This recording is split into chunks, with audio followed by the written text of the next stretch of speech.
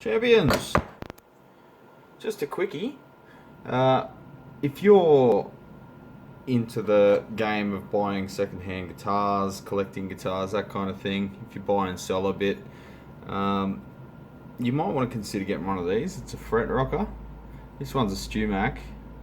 There are third-party generic ones available too. It's essentially just a bit of 2.6 mil stainless laser cut. This one's particularly well laser cut because all the edges are really nice and straight. The crappier eBay ones, you can see that's not brushed or anything. That's just looks like it might have been rotary tumbled. But I had to grind each face flat because the laser cutting was that terrible that the thing was practically useless. You can see there's a nice shiny surface there. So what they essentially are is just four straight edges, and being different lengths, you want to bridge across 3 frets and it will show if the center fret's high. And as you work your way up the neck, you go to the smaller and smaller side, so you're only spanning 3 frets. This guitar was in for a broken headstock and a new nut. Now I'm just stringing it up and it's apparent that it needs a bit of fret work to get it playing better. They didn't specify anything about the neck not being happy with it, so I'm just going to set it up as best I can.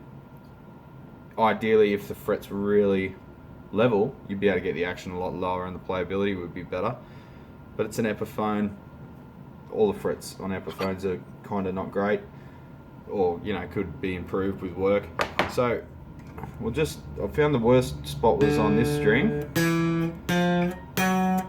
You can hear it just gets a little bit buzzy there, a bit tacky, like not a nice clear sustain to the note. The other area was up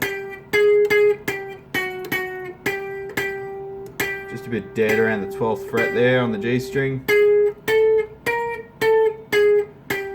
So when you find a fret that sounds dead, it's usually not the fault of that fret itself, it's the fault of the next one up.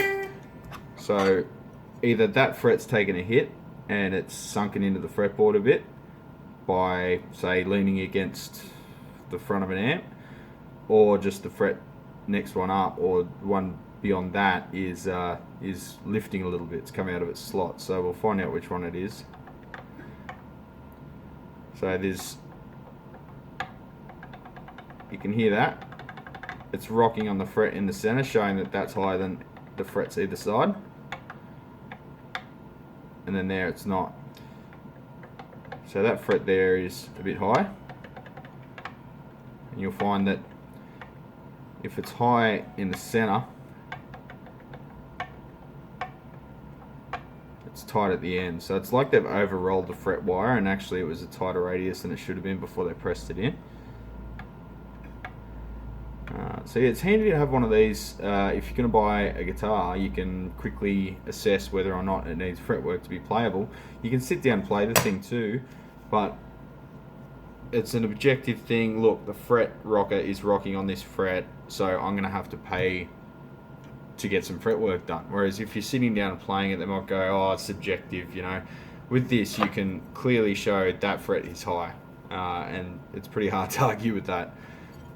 So you can possibly get a better bargain, factoring in the fact you're going to have to pay for some fretwork. So anyway, maybe think about buying one of them. I think they're about $20-30, something like that, but it's worthwhile.